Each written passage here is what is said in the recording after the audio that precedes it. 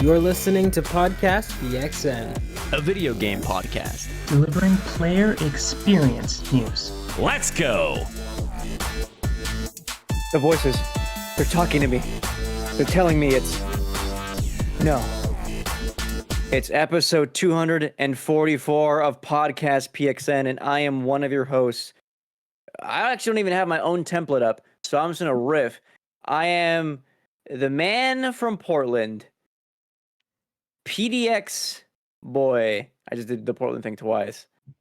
Video producer at DualShockers, Christian Macias, and I'm joined over Discord by Kentucky's #1 Spartan and PXN founder, Daniel Prindle, aka Dan is DTM. Stop behind you.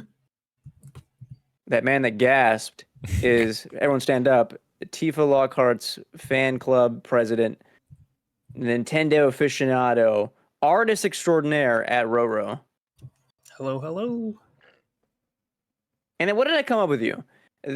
I came up with a new thing. Changes every like week. 2 weeks. 2 weeks. Changes No. every week. That's not true. I wrote it down here. I'm opening it right here. We go.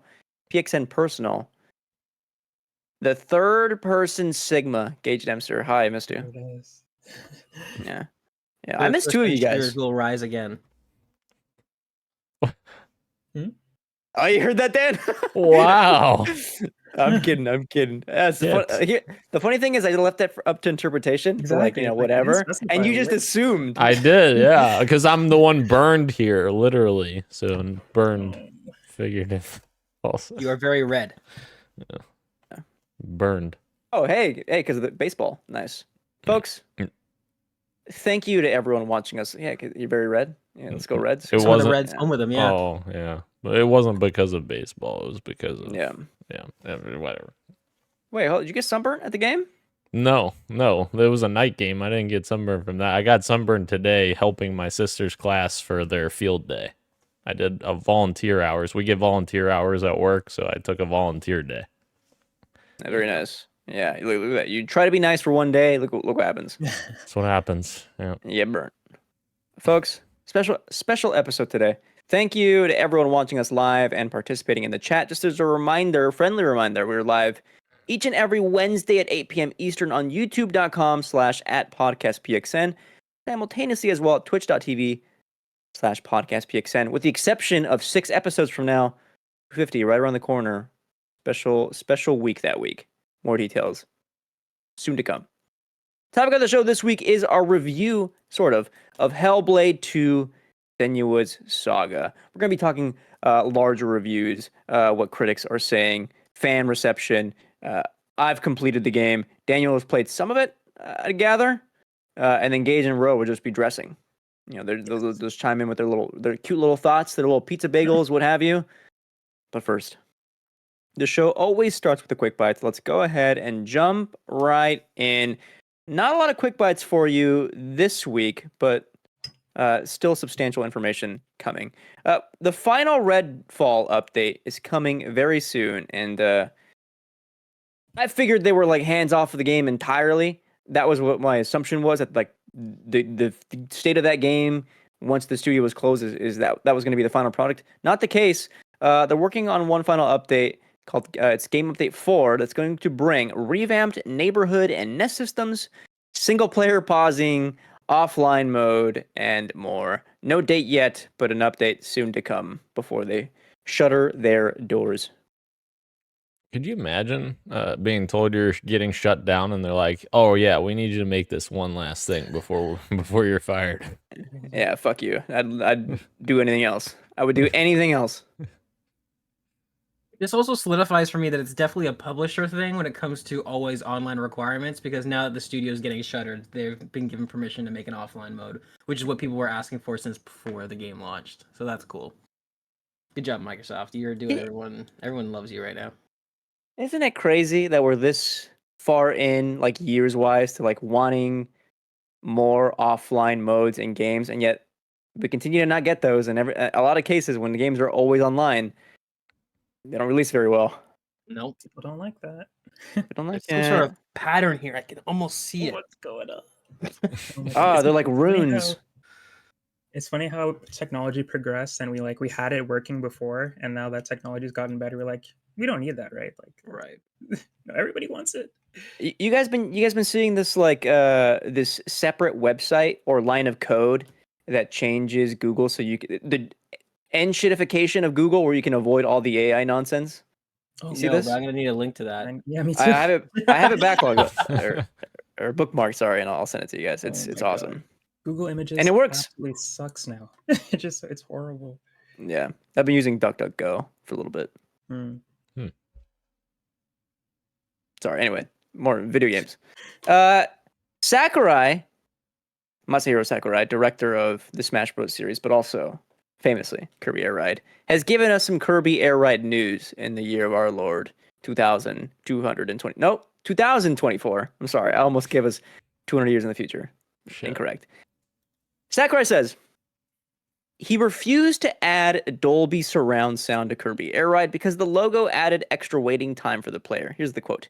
If you take 1 second from each user, that means you'll be taking 10,000 seconds from 10,000 people. The more this repeats over the years, the more time you will cause players to lose. There was a separate quote tweet. I wish Twitter would give us quote tweet backs because that's how I used to find a lot of stuff. And give us that feature back. Why'd they take that away? Apparently, for years, this was like information that no one knew why this like wasn't included in the game because prior to release, Nintendo at like an E3 or something had a special Dolby theater rented out with like promotion from Dolby before they presented this game. Presumably it was going to be in the game and then just all of a sudden just wasn't when it released and nobody knew why. Fast forward almost 20 years, here we are. We know why. That's crazy. Almost as crazy. Cool. Sorry. No, go ahead. I was gonna say something stupid. I was gonna say almost as crazy as Christian almost taking away 200 years from everyone. Sure. You had all that time to say anything. Anything. I'm kidding. The world will be dead by then. We'll have killed it. True. No. Isn't that sad? Also, I sent you guys the Google line. I guess for posterity, I should announce like okay, you don't have to use this website. If you just do a Google search and then add this line at the end of your Google search, it's the ampersand, which is the and symbol, UDM equals 14. Add that to the end of your Google search query, and you'll get no generative AI prompts and stuff. The search prompts will be what it used to be, essentially, or close to it. We got some crazy news out of console sales. This comes from... Thank you for your order from Dude's Grill has been picked up and is on the way, guys. It's breaking news right now. Thank you. This comes from video game analyst Daniel Ahmad. This is a pretty lengthy thread, but in the end of it here is something that's pretty crazy. The PlayStation 5 shipped 4.5 million units in the last quarter. According to our estimates, this is almost 5 times more than the Xbox Series X/S shipped in the same period. So PlayStation outpacing Microsoft currently 5-1, which is like absurd. But then we also have to qualify by 2 different measures that I'm going to include here. One, and this I learned from the Skillet video today, This Week in Gaming. I don't remember what the source was. Like I didn't find the source for me to link you, so I'm going to just pretty much translate what he said in the video. The PS5 is projecting lower profits this year. Sony is selling 2.5 times more than Nintendo over the last year. I think it was like from March 2023 to April 2024. But is half as profitable as Nintendo. What this is pointing to is that like making games is really expensive. So despite all the seemingly like they're outselling Microsoft 5-1, and they're outpacing Nintendo as well. They're making less money than Nintendo because it's just way too expensive to maintain the level of quality for all those studios, which is likely which is in line with what we talk about with like video games sustainability. Very hard. I'm going to throw this in one more thing. I'm sorry.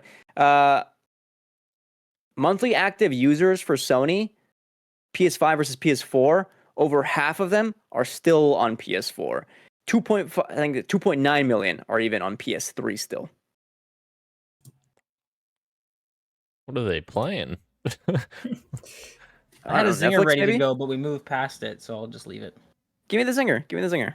You said that they were outselling Nintendo, but still not as profitable. I was gonna say that's because Sony also puts their game on sale every now and again. Well, that's true. That is true. Nintendo. That's we kind of touched on this a little bit last week, Road, too, when we were talking in the topic of the show, which I think is a further indicative point of what Christian was saying, that games are much more expensive to make now. So it's like, are we going to continue to see more PC ports and that kind of stuff, kind of like what we talked about last week? And publishers turning into, or I'm sorry, the console manufacturers turning into big publishers instead of console manufacturers exclusively. Yeah. I mean, Nintendo will be the last holdout for that, right? But That's true. it'll be interesting to see if. I don't know what they were using before with like the Wii and stuff like that, but I mean, more recently they're using a lot of like NVIDIA hardware and stuff like that. So I feel like, technically it's feasible. I mean, now I don't know. We'll see. That would be awesome. Like I said, some of these Nintendo games I'm watching from the other side of the fence. If they came to PC, I'd be there. Day one. I have terrible news. Uh-oh. I ordered the spicy chicken teriyaki, which is more expensive. It's only $1.50 more. Not that much. But I didn't get the spicy chicken. I got the regular chicken, you know? This guy says he wants a tight episode, and we're talking about teriyaki chicken. Dude, the spicy teriyaki sauce is so fucking good. Get that refund. And I'm paying for it. I'd call Dat Girls or whatever the hell it's called again and tell them to bring you the right thing. Dude's Grill, thank you. Dude's Girl, whatever. We're already moving on, Gage, to street meats. Let's run over some street meat. Here we go. I forgot to include this. There's 2 Valve leaks this week. The first is Valve's next game, a hero shooter, has surfaced online. It's seemingly leaked. There's various tweets online about this game called Deadlock. Hero shooter. I think there's a couple of characters, like 19 characters total. Yeah, of course, everybody wants games inspired by like Overwatch, Dota, what have you. Marvel Rivals is out there doing whatever it's doing. Now Valve's got one. Excitement? Valve's got one. They've got fucking Team Fortress. Why don't we make Team Fortress 3, Valve? Like, what the fuck? I'd love to see more Team Fortress, you know? I don't know. I feel like we don't need another hero shooter. I don't know. We need more of them.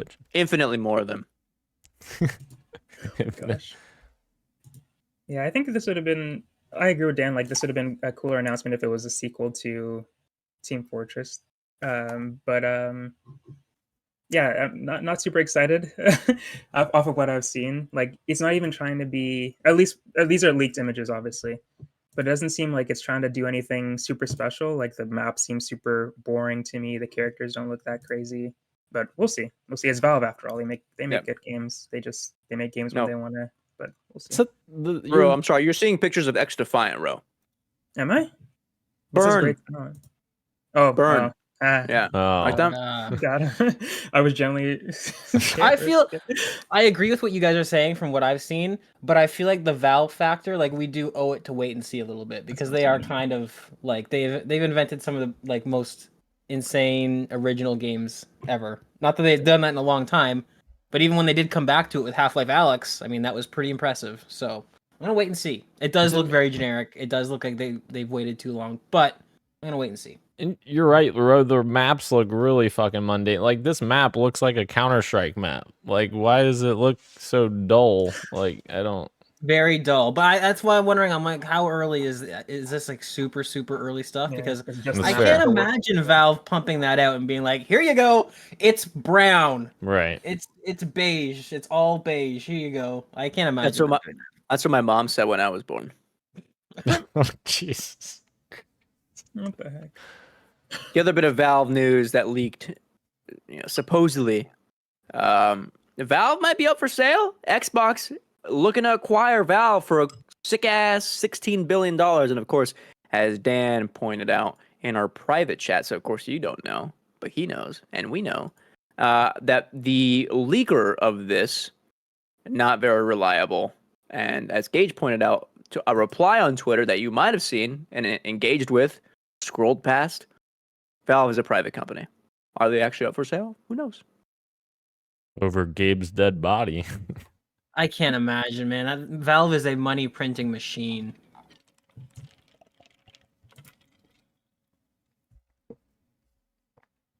There Not we have it. anytime soon, anyways. Oh, geez. I just wanted us to sit with that moment for a second. Last bit of street meat. 2 for 1. Xbox Game Pass changes are coming this year. What they are, who knows? But insiders are saying from Xbox Windows Central, the Wall Street Journal, Reset Era, is that some changes are happening later this year once the newest Call of Duty Black Ops 6 releases. More on Call of Duty in a little bit. I shoved that into news of the week. But the second bit of news here with Xbox Game Pass, maybe I forgot to write this down somewhere. Oh, there it is, right above there. This year's Call of Duty is reportedly set to come to Xbox Game Pass, which would be huge. There was a lot of back and forth internally as to whether or not they were going to include it on Game Pass at all, because they would lose quite a bit of revenue if they did that. It's seeming like they're just going to bet on it as a Game Pass title and try to get some subscription numbers up. Use it as an opportunity to increase the price of Game Pass, all but certainly. I would be willing to bet at least the normal Game Pass, I think, and not Core. I think Core will still stay there for like an introduction point for people. But I think that just Game Pass will get Xbox Live Gold built into it now, because right now it's not. And then the price of that will go up a little bit. And then Ultimate, I think, will also go up a little bit. I think, and then obviously Core wouldn't get Call of Duty, and maybe the normal Game Pass wouldn't get Call of Duty. Maybe That's what I was they'd gonna say, ask. Do you think yeah. they're gonna start doing Ultimate? only, Could be. only premium titles? Yeah. Yeah, I could totally see the price going up to like something like $19.99 a month. It would not surprise me, because right now it's $15 a month That would for be Ultimate. $27 a month Canadian. Yeah, That's a lot of money. That's a lot of money. it is. Yeah. Time to start buying up those cards now. Preload your Xbox Game Pass at this current price. You know what else we've been buying? At least IGN. Digital publications. We move on over into news of the week. Maybe like the craziest bit of news that happened this week, just yesterday. IGN has bought the Gamer Network family of digital brands. Included in that family are publications such as GamesIndustry.biz, Eurogamer and the 6 local language editions, Rock Paper Shotgun, which I adore, RPS, VG 24/7, and Divesbreaker. And of course, with the acquisition came layoffs, which are usually expected with acquisitions, but is still such a bummer to see. You acquire the people from the websites that are good, and then you let the people go that made them so good. And like my biggest issue with that also is like you're turning all these unique and individual outlets into one specific voice that, IGN Entertainment or whoever, Ziff Davis, wants to be heard. And it's like I don't know, that's almost more dangerous having that in the media side than on the developer side, because you're not getting as many opinions out there on the games we're playing. Right. I guess I would disagree on like varying opinions. I think you'd still get those, but it's like the kind of content that the websites would have to make because of the parent company wanting the websites to look and feel a certain way. I think would lead to what you're going on with like monoculture, which sucks. Mm-hmm.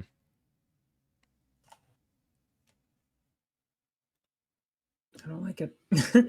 I don't like it. Yeah, I wish it. I agree with what you guys are saying. There's not really much on top of what you guys have said. But yeah, it's the layoff stuff was the most disappointing part, of course. But like you guys said, it was expected, unfortunately. But yeah, gamers like even before this, when they look at IGN, when they look at like these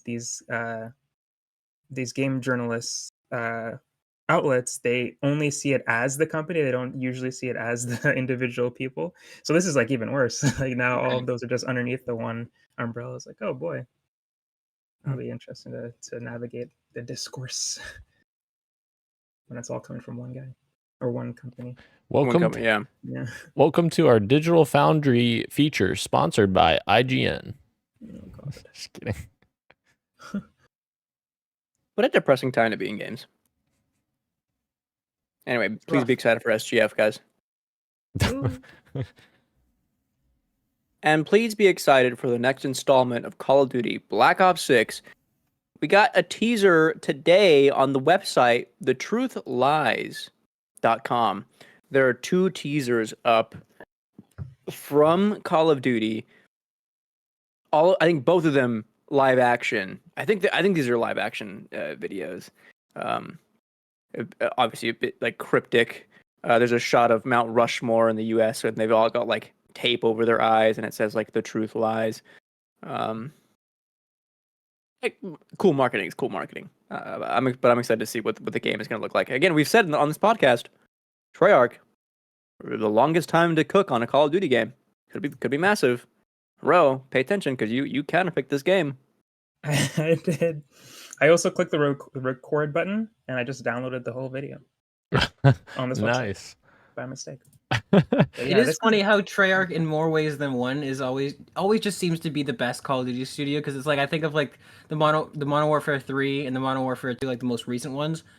Like their big marketing campaign is just like, hey, we painted a shipping dock, the box art of the game, where it's like Treyarch at least does these kind of cool in lore sort of stuff. Like I don't know, I'm trying not to get hyped, but it's Treyarch and I'm a little bit excited. I'm cautiously optimistic, like probably a little bit less so than you guys, just because the only thing that's holding me back from being really excited is the fact that we've seen so many games now take so much longer to make that I'm questioning if the 4 years is actually going to mean a better game, or is it just going to mean, That's just how games Yeah. are these days. Yeah. Right. Right.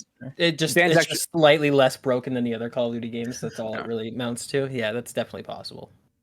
Dan's actually alluding to our Hellblade 2 discussion later this episode. No, I'm just joking, of course. You guys think the next time Treyarch makes a game, they'll market it by assassinating a public political figure? I can only hope. Wait, what? Did they do that? What?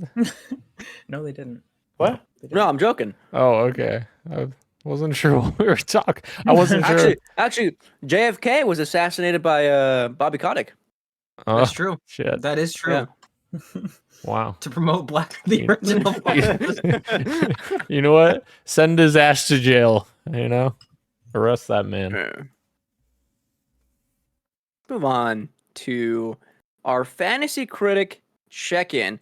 With the exception of Hellblade, I'm going to save that for fuck it, whatever. I'll just do it now. We'll do it live, baby. Hellblade 2 released. I'll give you the Open Critic now. We'll save the Metacritic discussion for afterward. The Open Critic is currently at an 82. Which I believe I had Hellblade 2. Is that right? Yes. Okay. Yep. There it is. 12 points, seemingly headed my way, for a total so far of 67. I also had Lord 11 Laser Eyes last week. I think you guys talked about that. So I'm currently at 67. Daniel at 30. Ro still holding out strong on 107. Engage. Just chilling at 17. He could get points for Hades too, but Dan's getting nervous looking at this fucking 90 sitting in my counter pick here for Hades 2. I hope that game doesn't fucking randomly decide to release in the end of the year. This December. Yeah. It's coming. Supergiant can do the funniest thing. And fuck Daniel. That'd be awesome. That'd be amazing. I would love to watch that. You know what? I got Paper Mario. That's all I need. Oh no. Our league history here. Have we done anything else? No. That's it. Nobody acquiring or doing anything. We'll see. I also am curious why No Rest for the Wicked has points showing in there, but it's the same situation as Hades 2. So it's kind of weird. Or like the points haven't tabulated yet, but there's no disclaimer on mine, which is weird. I don't know. That game was that you, Daniel? Yeah, What is the points at? 73. But of course that's not because there's probably not very many reviews for it. Sure, because it's early access. Sure. Right. All right. Let's head into what you got for me before topic of the show. Daniel, what you been up to? What have I been up to? Well, mainly just cooking up some plate up entrees with Gage last week. And then another game that we'll talk about a little later. So, Did you only play Played Up with me? Yeah, just Gage. I You're can't the remember. only one. I can't remember what else we played. All right, fuck you. What else did we play? We played Up with Christian and Oh, I thought you were saying other games. Did Christian join us that night? I don't remember. All right, fuck off, Daniel. No, Hang I on. legitimately, I did. we did a whole like Did two we and a have- half hours. Who was our fourth? We only had 3 people. It was you, me, and Natalie. Oh, no, it was 4 of us. Gage was there. I No? was there. No, Yeah. he was not there. Gabe- All he did was sit in the corner, ringing the bell. Oh yeah, I was managing the restaurant. I forgot. You're right. Fuck. Yes. Okay. Yes. My apologies, everyone. Natalie and Christian and Gage and me. Yes. That was epic. Apology accepted. That's my memory for you right there.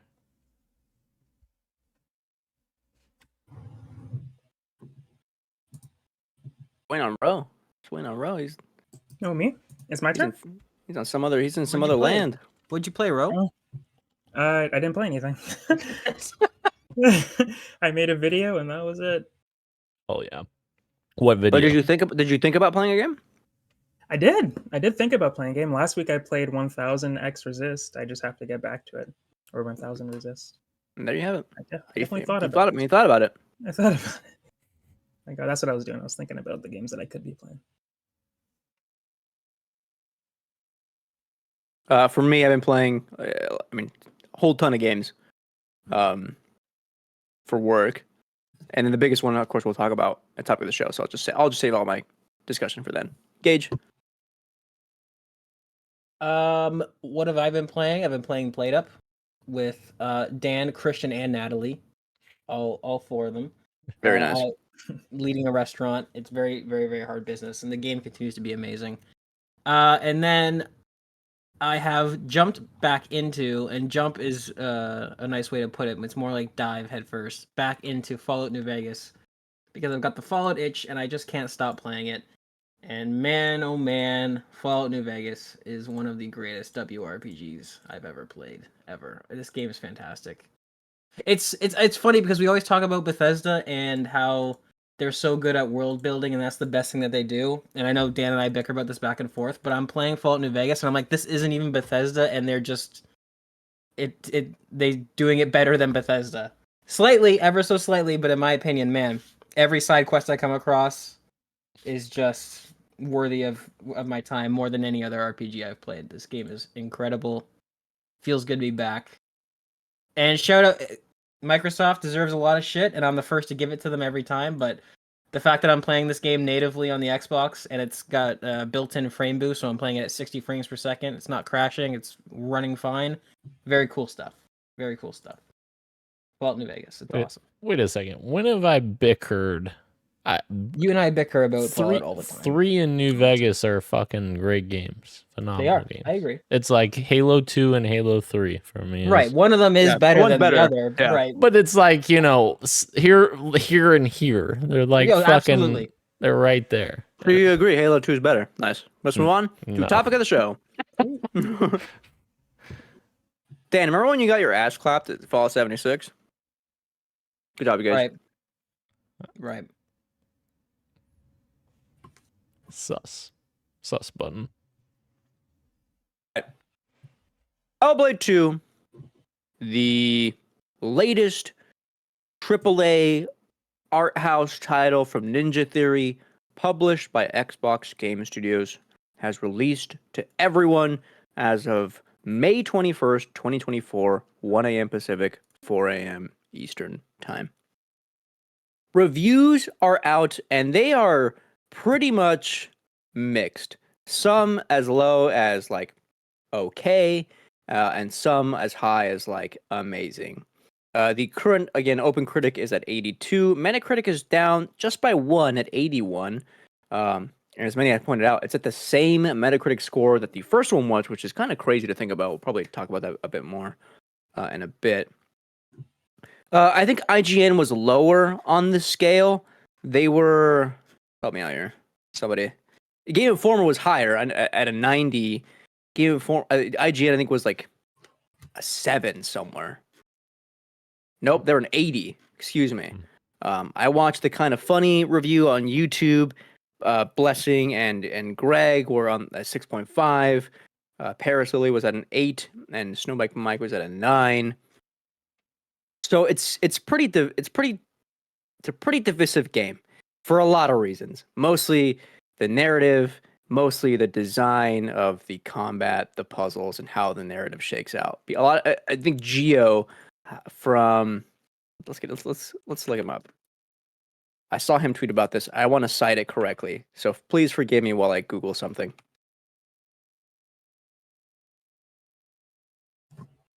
It's not gonna happen. Twitter search sucks now. I can't even search through my followers. But they said that Hellblade 2 feels like a tech demo, and then I've seen that kind of regurgitated online over the past week by 2 or 3 other people, which I don't know if I agree with, but I see where they're coming from. Of course, I've beat the game. Daniel, you played for how long? I played 2 hours. Substantial amount. I think that's enough time to talk about the game at length, because it's not a very lengthy game. It's about... What's up? What are you smiling for? I was gonna make a joke. I've finished 75% of the game. I'm kidding. Only slightly. Yeah, it's not long. I think the average playtime is about 5 to 5.5, which is... I think I beat wild. it just at 5. No, what? I think it's fine.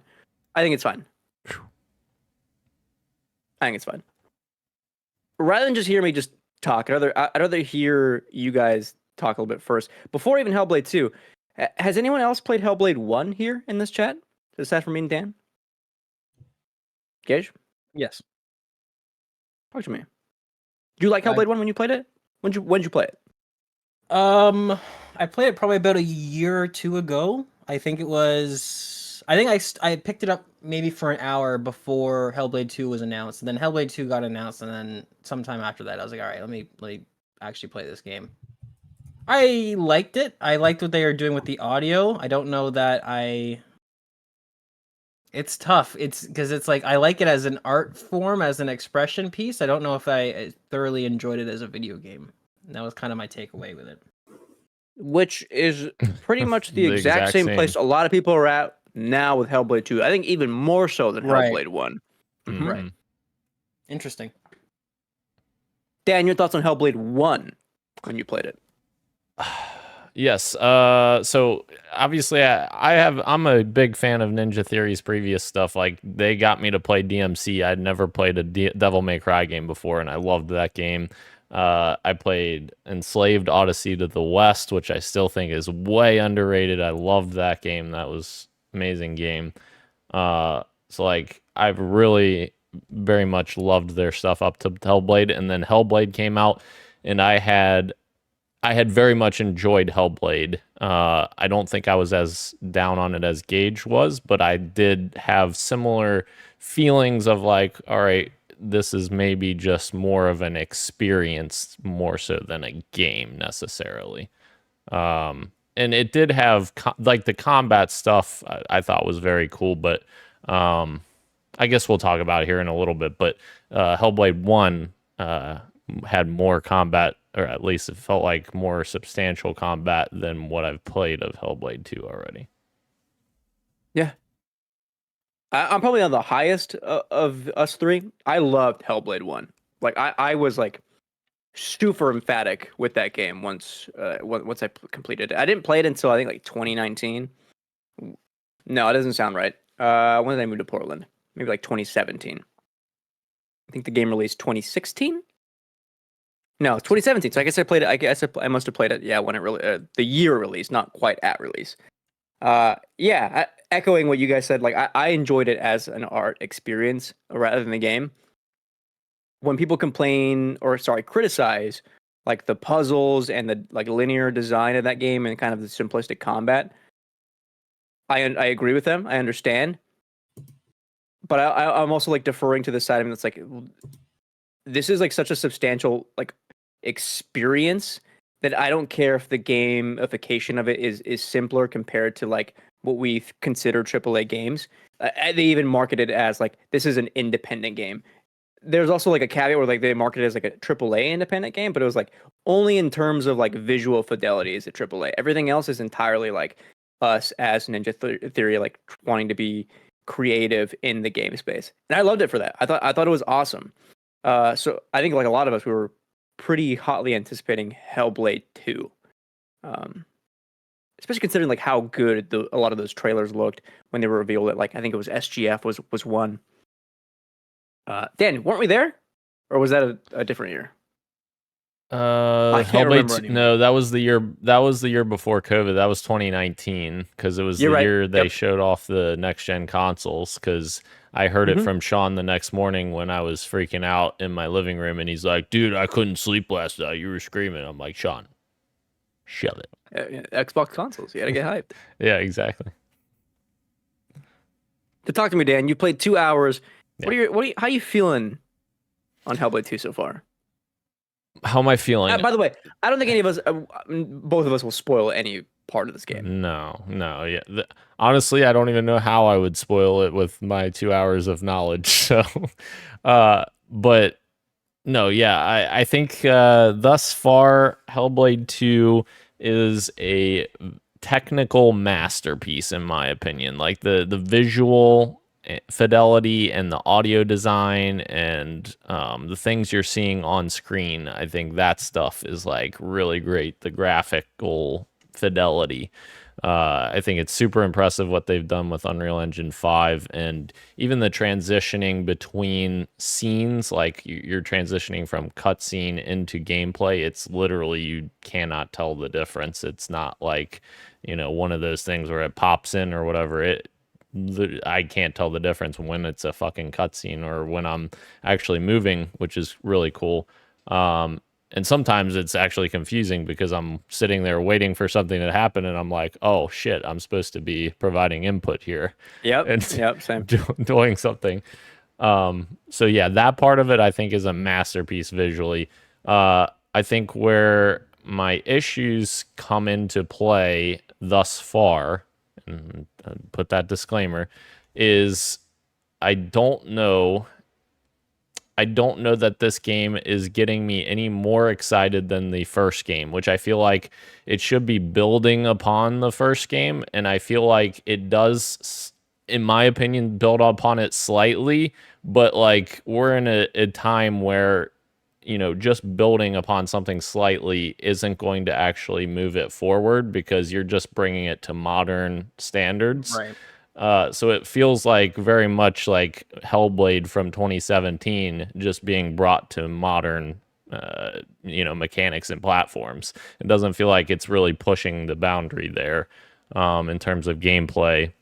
And the story thus far, I don't think I have enough of the story to really have an opinion on it yet, but I'm still interested in the story. I guess my biggest gripe is just, once again, the thing with Hellblade 1 being an experience more so than a game, and this is kind of pushing that even further, I feel like.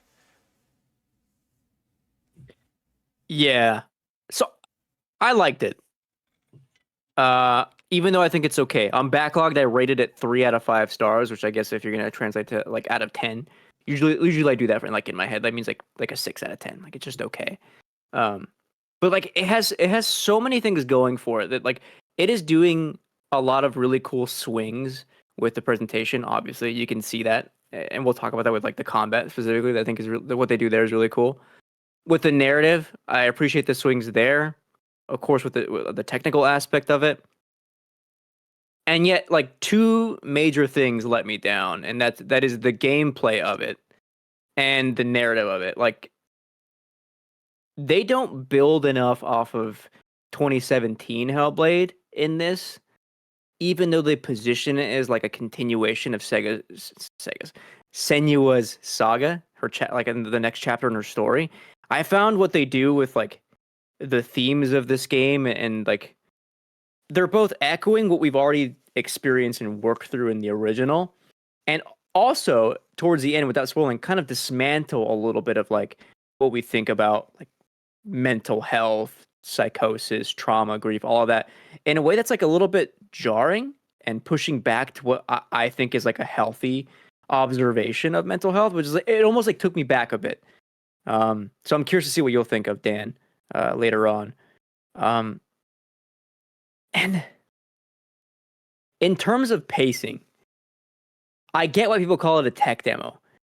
Because the way you maneuver through the game is just like stick forward, even for the like a majority of the puzzles. Aside from combat, I'm just going forward in a straight line most of the time.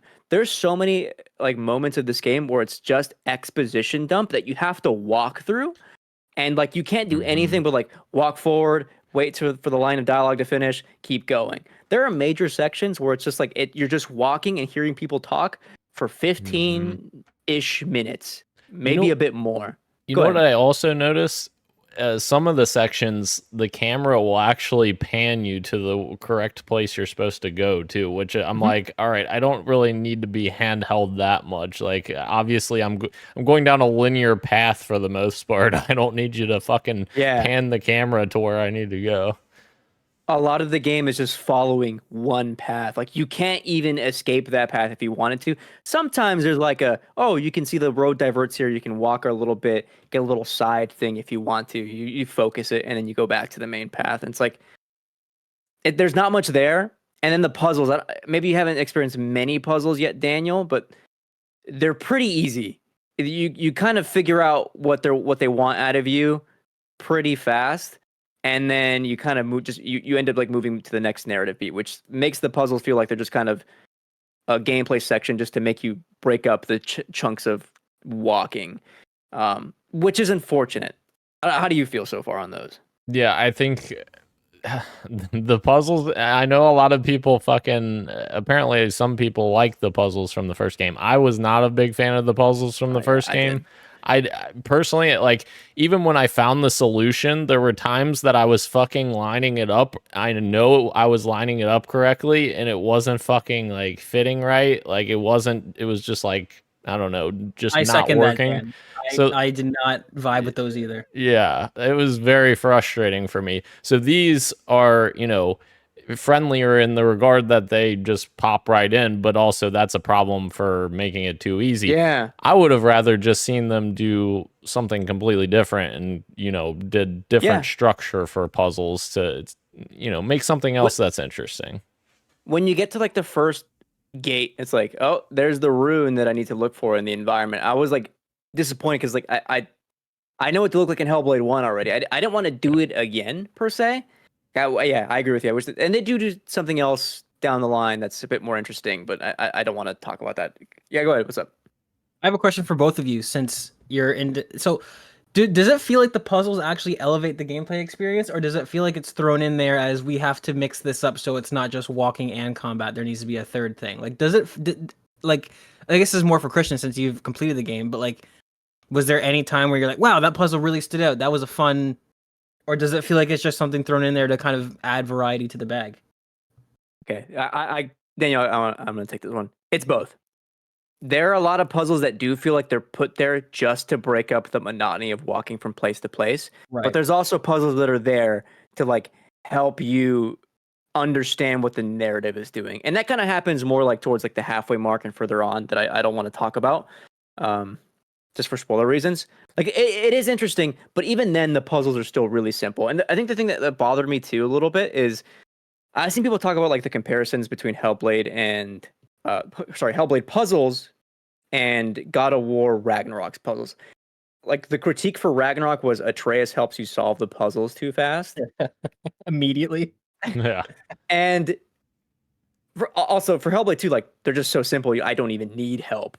Like you understand what the game wants you to do immediately, and you follow the path. But even if you can't understand like what you're supposed to do, if you just look around and gaze around, you'll see like the runes floating around the area where you're supposed to stand to get the right perspective. So it's like, okay, how do I get there? Fall down the dirt line. Okay, this thing is blocked. Fix that block path. Walk up. And I'm solving these puzzles in less than 5 minutes, and then I'm back to walking for another 10 to 15. Right. However, with the presentation of the game comes the combat. A lot of people criticize the first Hellblade for having combat that was too simple. It's not anything as involved as like an Elden Ring or a God of War, where like you're really having to like diversify mechanics and get into like menus for like systems to help expand combat. It's light attack, heavy attack, dodge, and parry. That was the case for Hellblade 1. That's the case for Hellblade 2. I thought it fit the experience in Hellblade 1.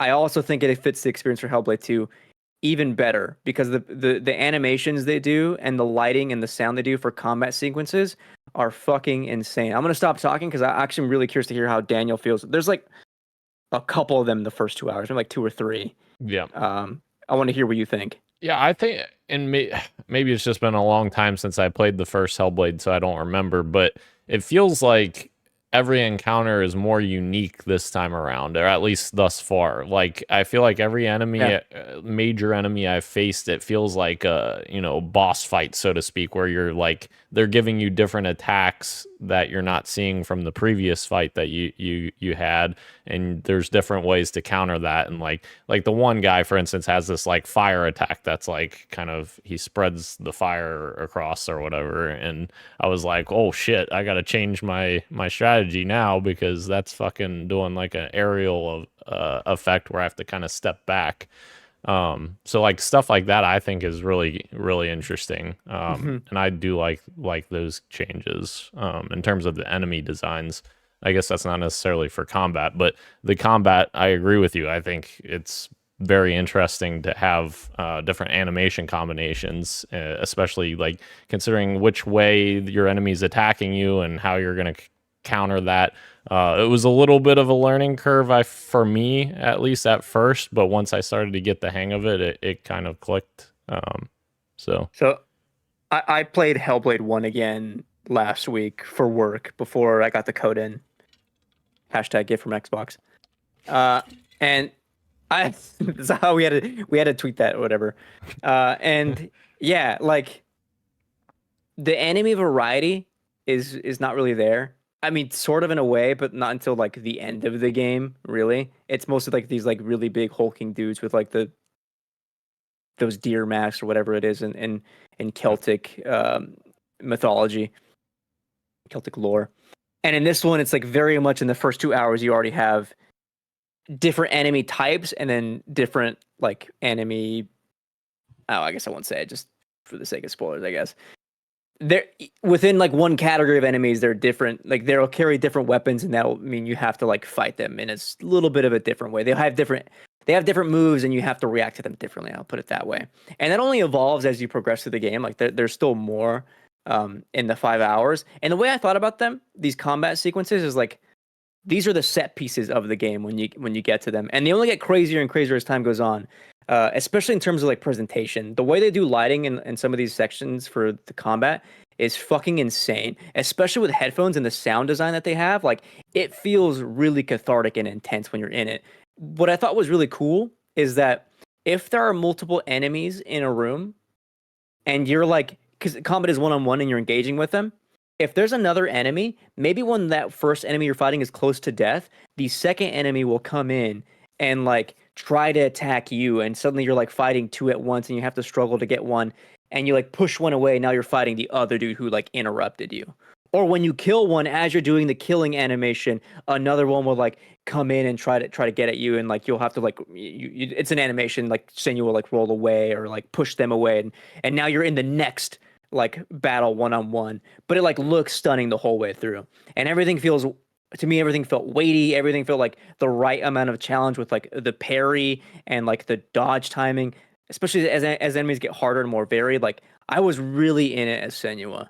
And I'm in the minority in this. A lot of people do not like the combat, like at all in this.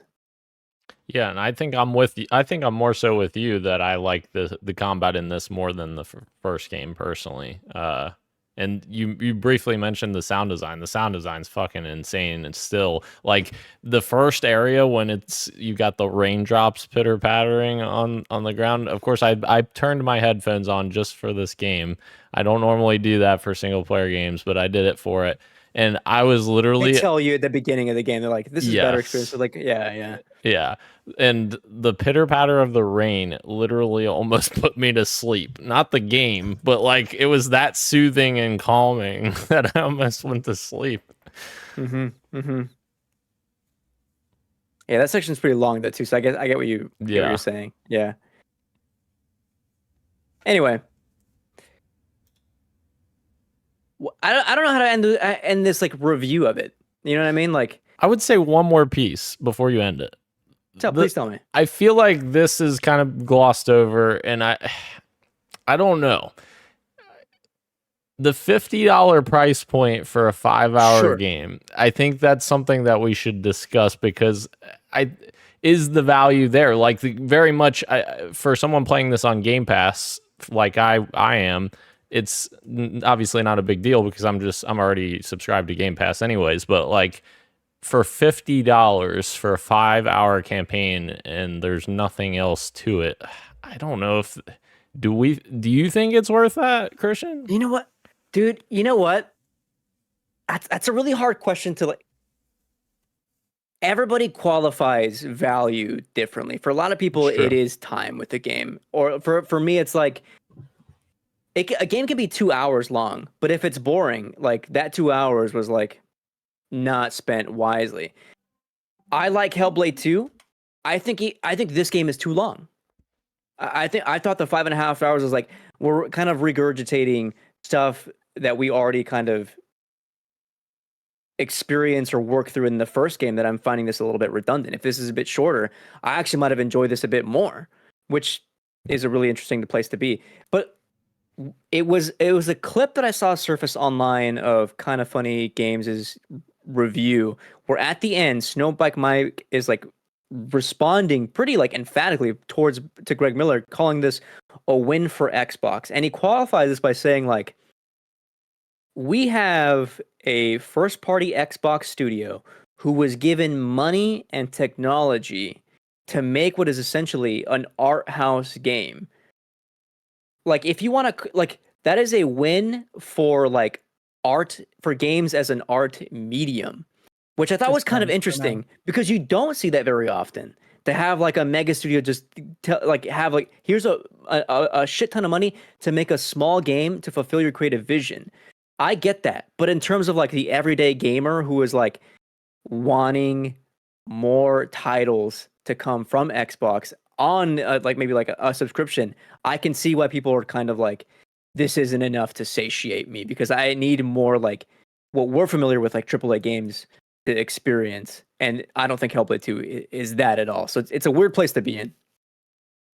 I want to jump in on this point because he's saying like that's a win for Xbox, that you have this studio that's been given all this money and resources and it just kind of makes this small art house game like that's a win. It's like, and I know we talked about this earlier, maybe not on the show. I can't remember if it's on the show or off the show, but like, is it a win if the studio ends up closing in 6 months, 8 months? Because like Hi-Fi Rush did that, right? They're a somewhat big studio. They were given time and resources, and they made something like Hi-Fi Rush, which was great, and then now they're gone. So it's like I don't know that qualifies as a win necessarily. Like I see what he's saying, like it's good that this happens, but maybe I'm just jaded in the personal landscape. But I don't know that necessarily like 1 + 1 = 2 in that situation. I would say yes, it is a win because, as he points out, Mike, the alternative is you get more of the same kind of games, and that is not a win for any of us. That sucks. It's We only would a just win if make. they We don't would get just. the ma- It sounds like Hellblade 2 is just more of Hellblade 1, is it not? Like you even said that like it's even kind of regurgitating the Oh, same sure, plot points sure, at a yeah. certain point, right? So I don't know. I mean, yeah, I agree with Gage, and I also agree with like it's a win right now, I guess. But like, so was Hi-Fi Rush, and then they made it into an L by closing the studio, and that could very well happen with this team. I don't think Microsoft is the one to congratulate here. I think it's the team Right. that made the game. Obviously, I think we all agree with that. But I don't know if Microsoft is the one that we should be patting on the back for them making the game and them giving them money to make the game, because that's why they're supposed to do that. And Right. I don't know. Rose said what I was trying to say much better. I wasn't trying to jump on you for saying that Hellblade isn't a win. It's like no, I don't think this is a win for Xbox. Yeah, I agree with you, Ro. Because they would very well close the studio Absolutely. if they wanted to. Yeah. Yeah, I mean, Because we the learned game was like good. 2 weeks ago that they shutter studios based on like where they were in like the development cycle for the next game. Right. So like if Ninja Theory wasn't working on Project Mara for so long, because they were working on that like in tandem with Hellblade 2, would Ninja Theory have been shuttered? Maybe. I hope not. and that would have sucked. To answer Gage's question, though, I did also throw this into like a little bullet point: Ninja Theory's future. Supposedly, the next Ninja Theory title has already been greenlit. This is according to like the studio head. After Tamim Antoniadi's left, who's the new studio head? Where's his name? Is it Don something? Dan something? Dom Matthews. Dom Matthews. And Project Mara is reportedly still in the works, and that's their psychological horror that's coming. I'm really excited about that one. So it seems like they're not going away. You know, at first I was thinking, what the fuck took them 7 years to make this sequel? But then I thought about it, and you saying that kind of brings that up. I'm thinking maybe they split up their team a bit to make Project Mara alongside Hellblade 2, because I mean obviously they made Bleeding Edge also, which was that multiplayer game that everyone forgot about a few years ago. But that was like a small team. That was like a Grounded sized team. That like what Obsidian did for Grounded. Right. So yeah. Maybe that's why it took longer, I guess, because they kind of split their team in two, which I think is a good thing. Gives them more of a chance to spread their resources to kind of flex their creative muscles in different ways, I feel like. So I'm kind of glad that they're split up. I think we've talked about that before. Like we would like to see studios go back to like that era of games when there was multiple teams within studios, and now it seems like there's more of a consolidation. Naughty Dog working on a single game, and all those types of things. Even Rockstar, of course. I guess I'll end my review, or our review, not my review. My apologies. Or I'll end this show. End my thoughts. There we go. That's what I'm looking for. With this sentiment. I just beat Indica. This is I think I mentioned this on the podcast a couple weeks ago. It's a very small indie game from 11-bit studios and Odd Meter. This is the one about that nun in like alt history Russia that hears the devil in her voice. And that is like very much a linear game, 6 chapters. You can beat it in like 2 to 3 hours. Very surreal. People have called it a cinematic like A24 kind of game. The gameplay language of it is just like various puzzles, more varied than Hellblade 2, I'll put that. And that was like critically adored by a lot of people in the game space. A lot of like 8s I think I saw across the board for Indica's release. And what a weird place to be in, where this small indie, despite like the gameplay language being so samey, being so uniform, and Hellblade 2 being the exact same way, to be received by many like mixed, or even to the point where it's like disappointing. And I think for me, where I land is like we have expectations of Hellblade 2 when we see AAA now that Ninja Theory is no longer, so to speak, independent, and they are making like a AAA game for Xbox, we kind of expect AAA gameplay from those studios and expect something that's going to be meaty and challenge us and engage us in a lot of ways that, at least Hellblade 1 didn't do for a lot of people. And so I get a lot of people's frustrations. I get my own frustrations in that regard. And it's just, what a wild time to be in where like this small studio can kind of outshine Ninja Theory in this regard, at least for me personally, even though I think Hellblade 2 does a lot of things right. You know a way we can get more gameplay from Ninja Theory? Enslaved Odyssey to the West 2. Boom. Sure. Make it happen. That gameplay, I love that. That's great. Dan, are you gonna beat Hellblade 2, you think? I mean, I'm already 50% of the way through, I guess. So yeah. I mean, yeah, I'll definitely finish it. Maybe even by next week, we'll see. You can do it in like 2 to 3 sittings. It's not I very know. long. Yeah. I'll be curious what you think about the narrative of the game and the ending. Pretty divisive as it turns out. So, what's your score? Is it okay out of 10? that's what I gave it. Yeah, 3 out of 5 stars, 6 out of 10. I think it's okay. There's a lot of things to like, but a lot of things that disappointed me. I give it a good out of 10.